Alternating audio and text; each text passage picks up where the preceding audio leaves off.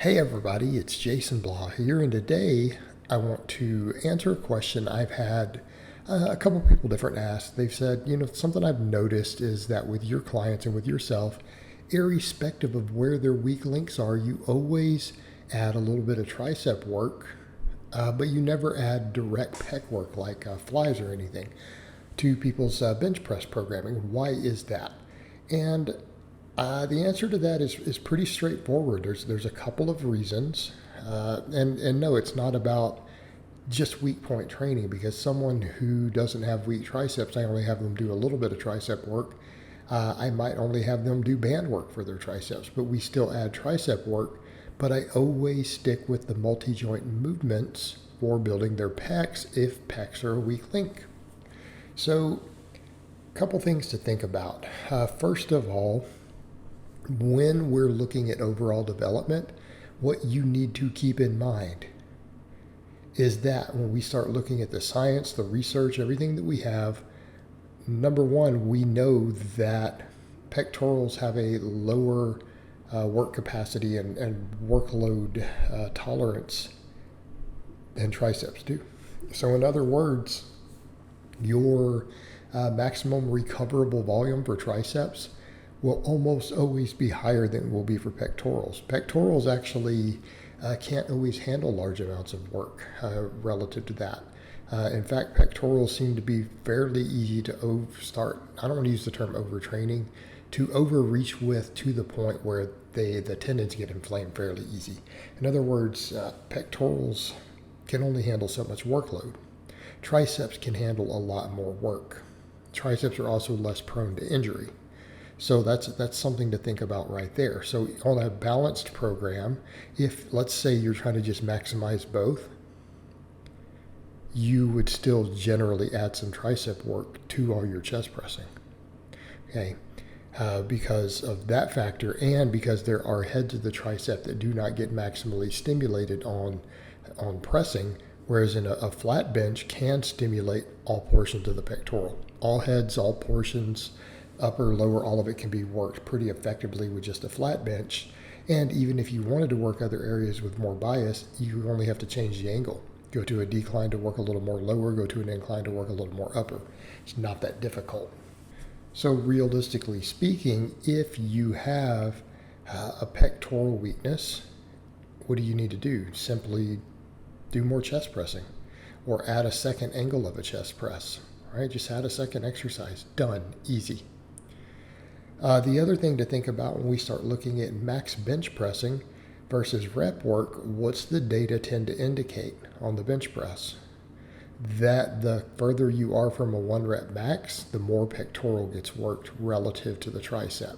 In other words, when EMGs are attached, and we have multiple studies showing this, when you start looking at EMG data and you look at percentage of the max, like let's say you're working with something in the 8 to 10 rep range, your pectorals actually are stimulated quite a bit more on every rep than your triceps are on a bench press. So in other words, the volume that we're doing, when we're doing volume work, our ratios are different than as we start maxing. So as we get heavier, let's say you start working around a 4 or 5 rep max range, the pectorals take a slightly smaller percentage of the stimulus. In other words, the pecs don't really seem to be working significantly harder rep to rep, but the triceps start working harder. Okay, so if we're doing a lot of volume work, the chest is going to develop faster than the pectorals if the bench is what we're using, if we're not doing any other exercise.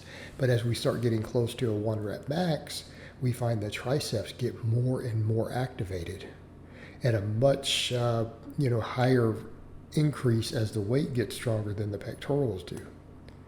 So this means that if we're doing a bunch of rep work on the benching, we're not developing the ratios of these muscles optimally for a 1 rep max. The triceps still end up needing a little extra work oftentimes, if that's all we're doing. Now on a more balanced program, it's not necessarily going to pan out that way. But if you're going to only do a couple of exercises, you probably do need to add a tricep exercise at that point for most people, just for that reason.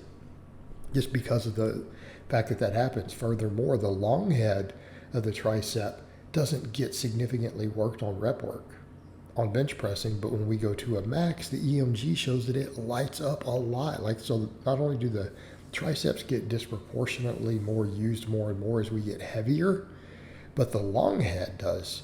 But that's only, the long head really only does that when we start hitting weights that are above 90% of our max. Well, you're not going to do many reps at that intensity, so therefore you're not going to get a whole lot of hypertrophy stimulated. You're just not.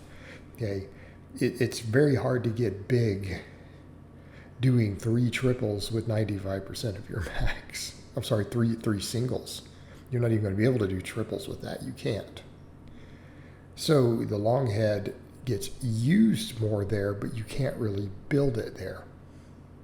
So it makes sense to do a little more tricep work, because the pectorals are going to tend to grow more effectively from the rep work, whereas then they don't get stimulated into the same degree and ratio as the triceps. As we start getting heavier, intensities go up.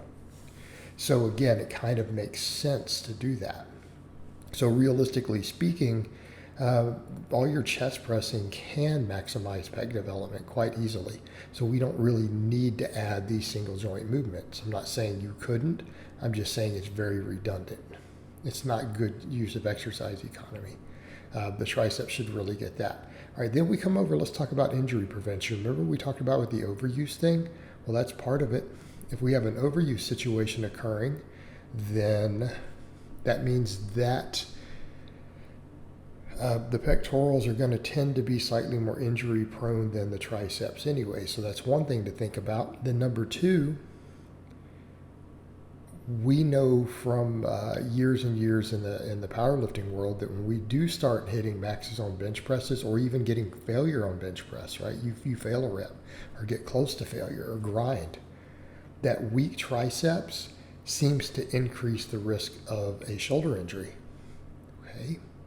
And that's because of the way the bar drifts. Because what happens when you have weak triceps, if your triceps aren't able to handle the load to lock the weight, the bar will drift over to your face disproportionately, so that you can try to use the anterior deltoids and the shoulders to lock the weight. But it puts them into a more unfriendly position for shoulder health. Well, if you do that when you fail a rep, or you're doing a 1 rep max, your risk of injury starts to go up. So that's another reason we tend to do a little more tricep training, because a tricep weakness actually has a higher risk of injury. So you want to make sure that you don't have that tricep weakness. So when you look at it from this perspective, it makes sense why I will tend to use big movements to develop the chest for a chest weakness. But I'll almost always, no matter where the weak link is, almost all of my lifters will tend to do at least some smaller tricep work. All right, guys, well, that's really all I have to say on that today. I hope it's been informative, and I'll talk to you guys next time.